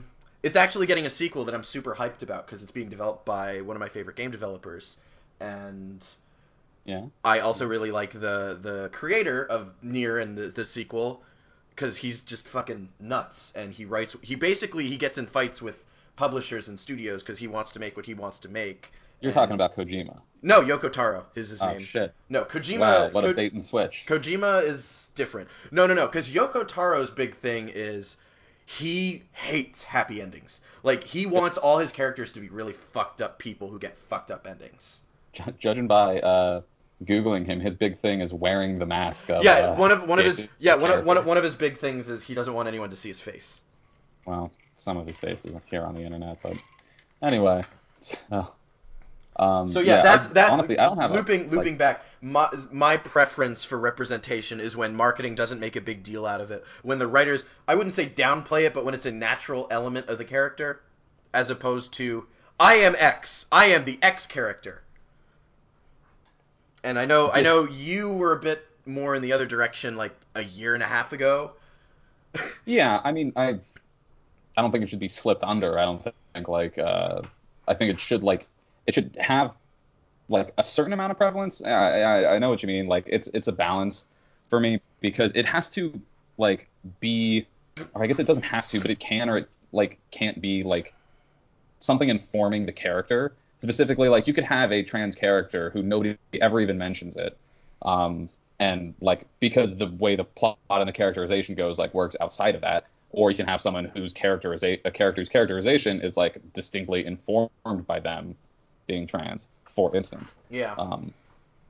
But in terms of, you made me think of in regards to really banging you over the head with something.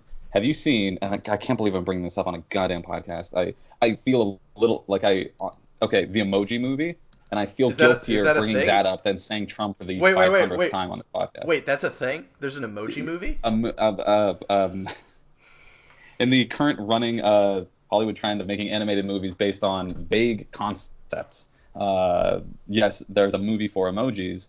Oh my And God. the singular piece of promo art, please look this up right now, Dave, and also people at home, is just a running towards the screen image of some of the main characters. Are you seeing it? Let me fire up the good old telephone. Telephone. Okay. So the this is what the Open Discourse podcast is now. Like we said the Oh my same God, things this about is Trump and Nazis. so dumb. It's bad. First off, it just occurred to me that they're in a cyberspace because they're inside of a phone. I didn't connect those dots for a second. The ostensible protagonist, the one in the center, is a simple emoji, appears to be happy, with a little tuft of hair, because I don't think anyone would have thought he was bald if he didn't have hair, because nobody really considers that because it's a yellow smiley face. So whatever, generic protagonist. Best friend character to the right, the thumbs up emoji, but I guess he's on his side or something because he has legs, or it looks just like a hand. I don't know what's going on. He's clearly doofy best friend. He's got a camo band-aid on his finger, which I'm pretty sure is not on any emoji out there in the world. And so you'll notice me going through them in a certain order here. Bottom right corner, we have a DreamWorks facing poop emoji, who I'm sure will be plenty of comic relief throughout the film, and they'll try to make. Wait, is this a movie that's out or not out? Oh God, it says 2017. It's not yeah. out yet. Oh my God, Yeah. This is a movie being made. Yeah, I'm sure. Ladies and gentlemen, we are in a race to the bottom in all aspects of society. Based on what I understand of production cycles, I think it's made currently. They're going to be doing final cuts. They're going to be getting their marketing in order. I think it's done. I think the movie's done, which makes me think that it's out there somewhere. Like somebody on the fucking insides just leak the whole fucking thing. Like, just take it out from them. Don't let them. So is this the next? Don't let them make the money off of it. Please, just fucking rip their shitty. I don't even know who's making it. I don't even know what kind of studio it is. The point is the character on the left of the protagonist in this picture is immediately jumps out to you as girl character. Second, immediately jumps out to you as being the only emoji that has a body that isn't just arms and legs attached to a head. They gave her a body, presumably to the extent that they could give her a little black dress and little black legs, because that would of course have to complement the goth black beanie cap and blue hair. That seems to be just key to making her the archetype of alt chick, such as from the Lego movie character. Are you using this as a bad example of Yes, this is a bad example. This is trying really fucking hard to make the character from the Lego movie in your emoji movie. What was her name in the Lego movie? Dude, I don't know. You're asking the wrong guy. Lego movie girl character is just what I Googled, because it's that movie had a bad case of girl character. Was there a? I guess there was the fucking pink pony thing. Pony thing. I looked up the name, but it doesn't matter. I just don't want to say Wild Style because it's embarrassing. Okay. But so embarrassing. I don't know. It's just alt chick. I was seeing this when it first came out, and people on Tumblr were talking about, like, look at the worst fucking case of alt chick character, which was not necessary. It's not like there's nothing wrong with that as a character. It's just it's not necessary in the emoji movie that you have to define what is probably going to be the romantic interest to the main emoji and the lead female role as this. I'm leading myself into that. It's just one of those crassly marketable things. Yeah. You know. No, I get what you're saying. When when representation is done purely for the sake of marketing, and it's very poorly done, it's super transparent. That's super, I find it not offensive in the sense I'm angry because a bad thing has been done, but fuck you for being so shallow, and paying lip service to something that I think is a good thing, or paying nothing but lip service. I'm sorry, I can't stop looking at this fucking thing. Well, and I will say part of the problem is people always want to see what they want to see, so there's a game called Overwatch. Wait, sorry. Before Overwatch, definitely we're going to talk about Overwatch, but I found out that he's the meh emoji. That's what it is.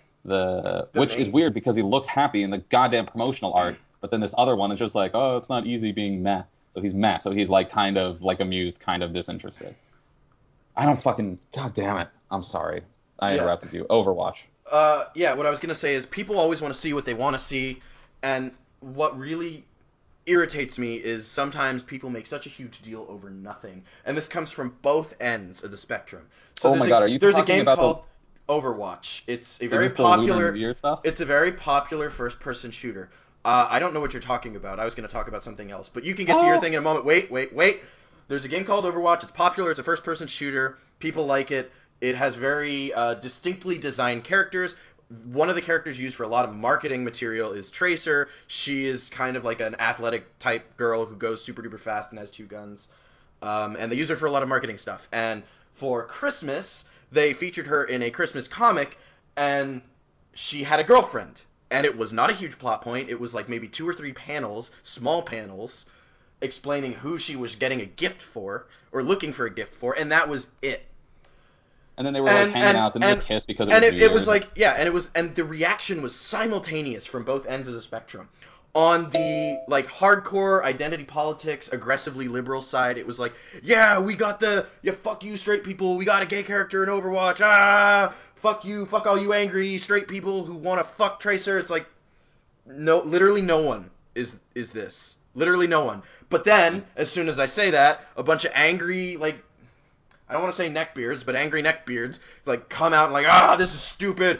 Fuck you, Blizzard, and your SJW bullshit. I hate you now, Blizzard. And it's like, the kind of people who are like directly emotionally invested in the sexualities of attractive fictional characters. Right, but I mean, I can understand getting offended if it was done in a really, if it was executed poorly, if it seemed for any reason to be shallow. But it was a minor character detail. It was not a huge deal. No one made it a huge deal at Blizzard. You all of you, both sides, are the ones who made it a big deal. And you both just sort of elevated these straw men of opposition and said, fuck you to these people who don't exist. But now that I'm saying fuck you, people who are sort of like you, this imaginary person, pop into existence, and now we're fighting because of something that is completely made up. Yeah. And it bothers me because it's such a stupid thing to fight over. And like everybody sees what they want to see, everybody hears what they want to hear. So what were you going to say about Lunar New Year? Oh boy. So for the people listening, not only does Overwatch tackle the subject of sexuality, but it also is very big on diversity of cultures and ethnic backgrounds. It has a lot of characters. Some are from Egypt, some are from India, some are from white people world, some are from Jamaica. No, Brazil. Fuck me. And so also in the MMO format, they produce seasonal content. So it is as well, I guess it's not. Wait, is it Lunar New Year right now? Shit, I don't know. I think it's like Chinese New Year. Yeah, that's what time of the year it is right now. I was gonna say something about it being past New Year's, but then I'm like, no, it's not the same New Year's. Anyway. It's New Year on a lunar calendar. So they released content, skins for characters to make your characters have a new costume themed on it being Lunar New Year, and everyone gets one. And some of them have like different things. The character Junkrat, who loves explosives, is covered in like Chinese fireworks, and and some people have like different costumes. Some dudes are like themed after the 4 characters on the Journey to the West, the classic Chinese tale about a monkey doing some shit. And there was this post that was just like, lay out on a fucking list, like, this is bad, this is bad, this character is like wearing something that's cultural appropriation or disservice. Oh god. And then okay. Followed by a slew of Chinese people on Tumblr breaking that down one by one and revealing in the end that it was alarmist nonsense. I was gonna say one of my best friends is Chinese, and she's in China right now. She's been in China for a few months, and I sent her the leaked photo while she was asleep. Because the way time zones work, she's asleep while I'm awake. It's not me being creepy, I promise. I sent her they leaked these images beforehand, and she was so excited. She was like, "Oh my god, Journey to the West! This was my childhood. Like, this is so exciting." Yeah. So this all just revealed a certain amount of like thirst for outrage on Tumblr, and I know you talk about that a lot, the thirst for outrage and stuff. Well, And it's the I don't first want to. thing, first and so far only thing I've successfully written for the site is we have an addiction problem when it comes to anger in our culture right now. Yeah. And there's entire industries now built on profiting off of people's addiction to anger, and oftentimes not just anger but righteous anger. And so it's it's not healthy, and it's not healthy for society either. Look at where we are now, but we're not going to go back into that discussion because we just had about an hour of that plus several other episodes. Yeah. We can keep talking about video games. You're stuck in the nerd zone for now. I'm sorry. Another fucking thing, and this is a good thing, was that they had the Christmas when they put out Christmas skins. The fucking floating robot man who shoots orbs at people. Oh, he became the Nutcracker. Yep. He was the fucking Nutcracker, and his orbs were nuts, and I was just tickled fucking pink at that. You know why? Because I have a strange emotional connection to Nutcrackers as a concept, because I grew up at the Pittsburgh ballet studio, involved as a child, and every fucking year they would put on the Nutcracker, and I was never good at ballet ever because I was a child. I only did it until I was like 11 or something, and I worked my way up. I was one of the babies in the thing. I was one of the bonbons under the fucking dress. I think I was one of the. This is like, as you get older, you unlock different fucking characters to play in the goddamn Nutcracker that you do every fucking year. And I did the soldier, and that was the only one where they really showed my goddamn face. And then there was the rats, and you went from the soldier to the rats, and my sister was the rats, and I don't think I ever was, and I never got there. It's funny because I've always found that's the shit to do, because you're in a big fucking furry suit and you're just fucking with the other characters. You roll out and you're like pushing people or something as a giant rat. The point is, at the end of everything, we would always get like actual Nutcrackers, and we have a fucking collection in my house of Nutcrackers. For a time, Dave, we had a Nutcracker that was 4 feet tall.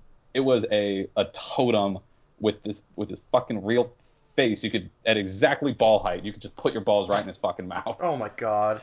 God damn it, I hate it. Dude, I've always found Nutcrackers to be real creepy. They're super creepy. They're weird.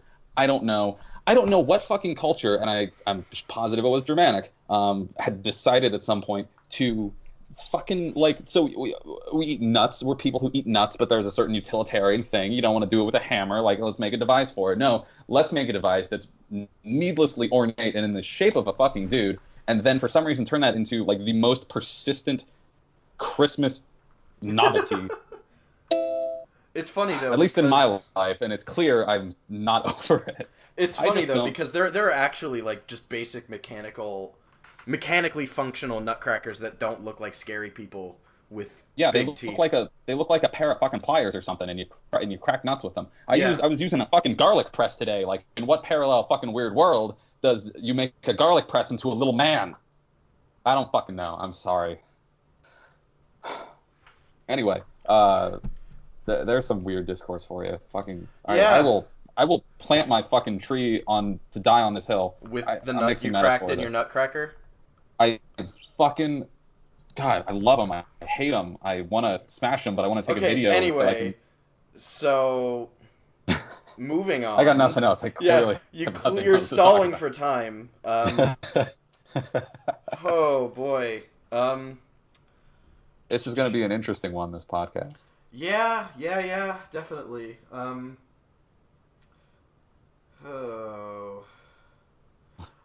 We have because we almost it's a strange position, because it's tough to keep this momentum going, but you also can't let Jay just keep going and going about fucking Nutcrackers. Yeah, I definitely can't. I'm just trying to think. You inundated me with words, and I'm sort of taken aback. And it just stops you dead. It just stops the conversation like that dead. You cracked my brain nut. Jesus. Let's see. So we were talking about representation. Sure. Yes. Good and bad examples. So Overwatch. They have. Well, we just went over. Yeah, we just went over like what we think good examples were. We just talked about what we would say people overreacting are. Can you come? Hold on. Let me regain my mastery of the English language.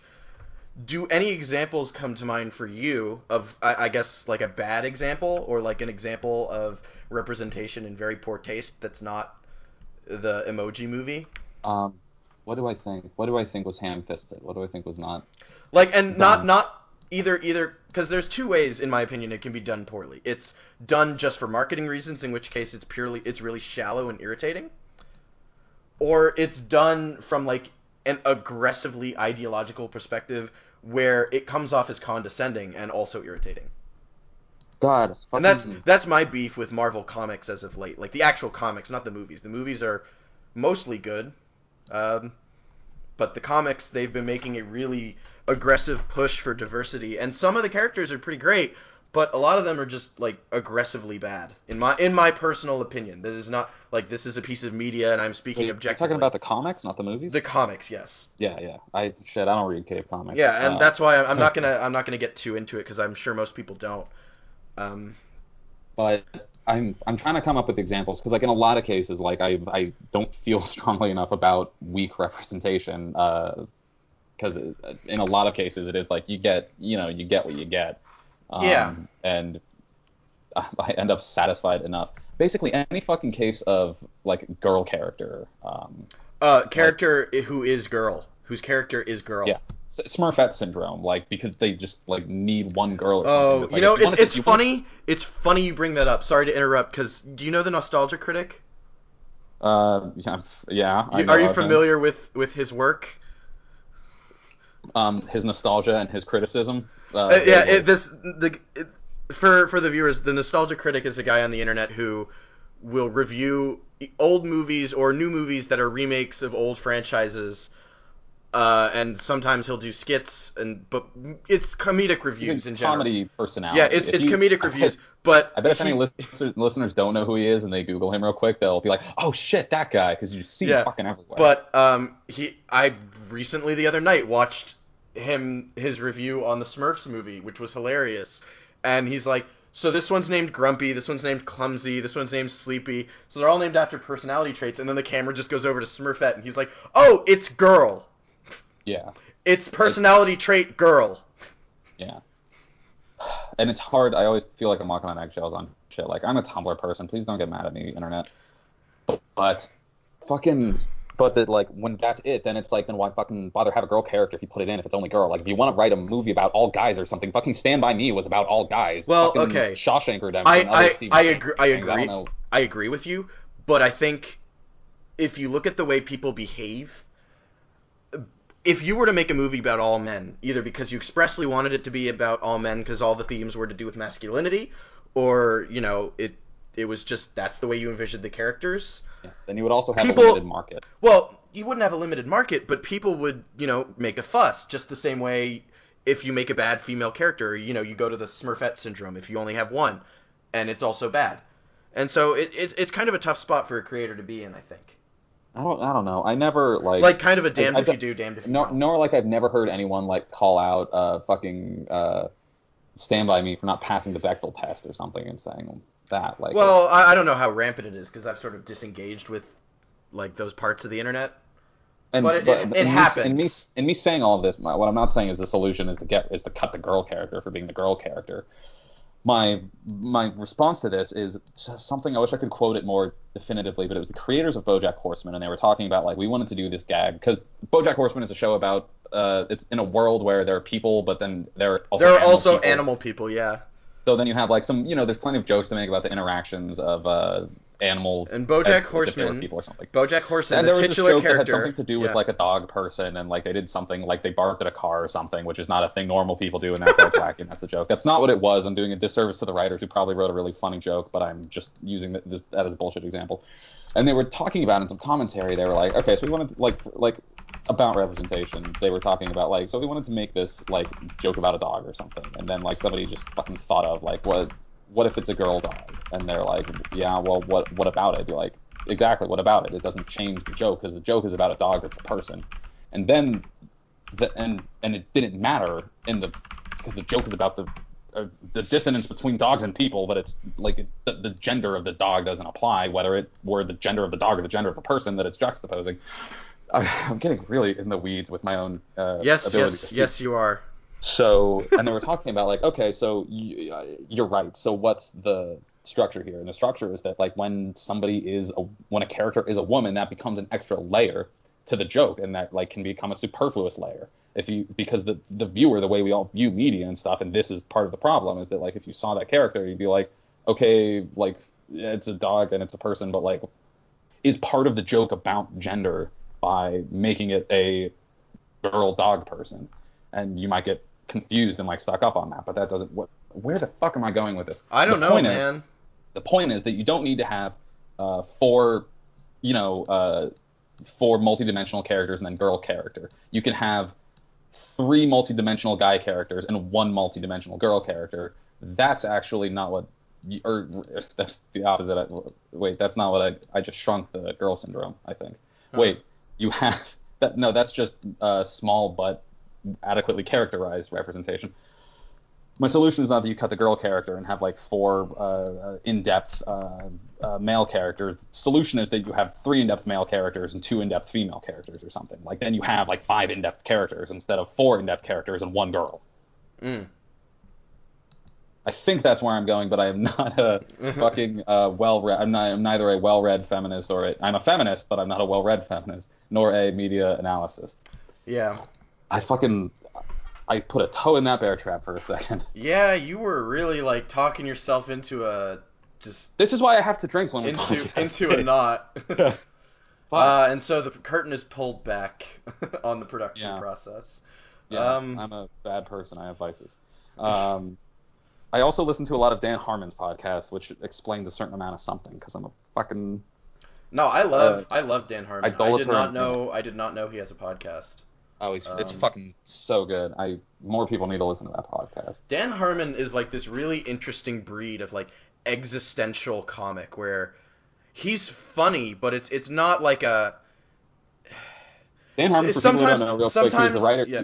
He was the lead writer for Community for a whole bunch of seasons, and then also wrote Rick and Morty, and does a whole big podcast, and like has a very storied and complicated life. Yeah, he's funny. Like he is sort of haha funny, but the jokes and what makes them funny comes from like a really different place. And a lot of the time it's like this weird existential humor, like haha, everything's awful. Oh yeah, he's very self-deprecating and puts a big focus on his podcast, which is where like you get the biggest fucking window. Well, he's basically a nihilist comic where everything is the absurd, and his answer to the absurd is I just want to talk about how fucking crazy everything is. Yeah. And it's really interesting to see. I'm just plugging the shit out of his podcast in the hopes that he will plug mine. But I've totally he's this personality that like attracts idolatry, and he talks about that a lot, and he hates it because he knows he's not a role model. But what are you going to do when you have ruminating alcoholic youths like me to latch onto him? That's always going to be there. But where was I going with this? Oh, because he's like in his 40s or something. You see in this podcast he bumps up against the changing like social tide, where it's like been a point for him to process like how to, whether he can say or not say, or why he can't say certain things specifically. And I'm even hesitant to say it. Reason is because the tide is shifting on it. The word retarded, where that was just such like, that was nothing. That was so socially acceptable for the longest time. And it has in the last couple years, like taken this turn where like, no, now this is like, now we're phasing this out also. And his like, I guess like an inevitability that he will like, knowing that it's inevitable that he will accept it because he will have to, because that's the way it goes, but just trying to like figure out why and like what happened, like who killed retarded, will we ever know? And it's interesting. He deals with concepts that I think we approach similarly about like, I don't know what the fuck I'm talking about. Yeah. I'm really all over the place. He's very introspective, I think what you're getting at, and he uses comedy to talk about the kind of stuff that we just sort of argue about on here. Yeah. Or either argue or like aggressively agreeing with each other. Yeah. I dance around things, I think, a lot, and that's... You build momentum when you talk. And sometimes you build so much momentum that you're speaking faster than you can think, I think. Yeah, and then I'm out of control. And then you're in like a tailspin, and you don't know what to do. I wish I could speak in a straight line without having like thoughts stacked up on each other that I have to like maneuver like the proper order to get through them to make one point. I just like take like detours on everything, and I take detours to get whatever point I'm trying to make. Yeah. You're a tangential thinker. Yeah. If that's a thing, I think it's a thing. And I have like caveats, and I have like side notes, and everything's complicated. Yeah. I mean, yeah. I don't know.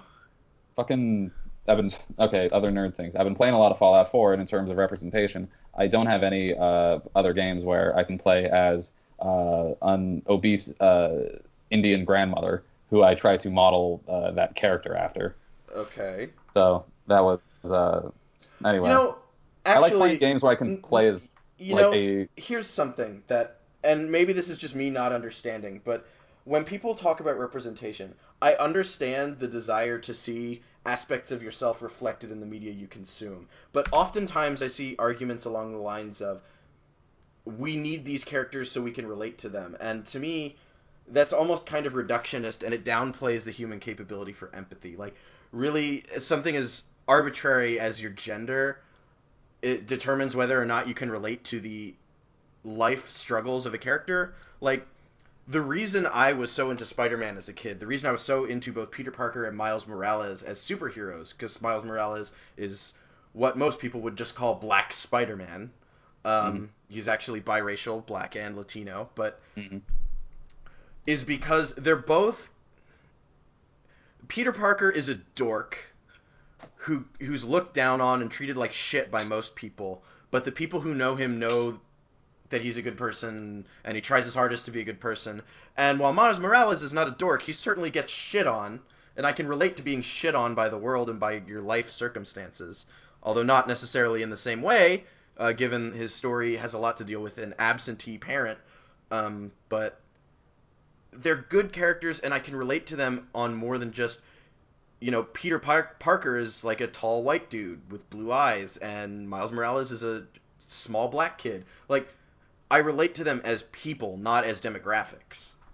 Yeah, and while I certainly understand that there are problems that only certain demographics face, I don't think that's the end all of relating to a character. And I don't know. To me, your argument doesn't hold water if all you can say is, I need characters I can relate to. It's like, okay, you can't relate to a character unless they share arbitrary physical characteristics with you. You're really not good at relating to other people. Yeah, exactly. It's like, man, it treats the consumer as being like stupid or something. Right. That's kind of what I'm getting at. I had a thought and I lost it. But it's underestimating the relatability people have. Like, if somebody might think like, well, it's not relatable to have, we can't expect white people to be relatable to feel that a Black Latino Spider-Man is relatable, but Black Latino people have been grooving to white Spider-Man for fucking decades. So right. Like, were you gonna reference the Rule of Three from Master of None, maybe? No, but I've seen Master of None, and I can't remember the Rule of Three bit. Wasn't it like you have more than three of a minority? Or you have three of a minority, and it's now a minority show? Yeah, where to the point, I remember that bit, and they talked about, because the show's protagonist, and I guess creator and writer, I'm not sure what all he did, is Aziz Ansari, and he talks about, in part the struggles of being an Indian actor. And that, I think they were talking about, like, even two Indian guys on a show makes it an Indian show. Like, that like, makes it a themed thing then. That there are two separate, developed Indian characters. Unless they were, like, fucking twins or something. Was it two or three? I thought it was three. I don't know. Might have been. I mean, maybe it was two.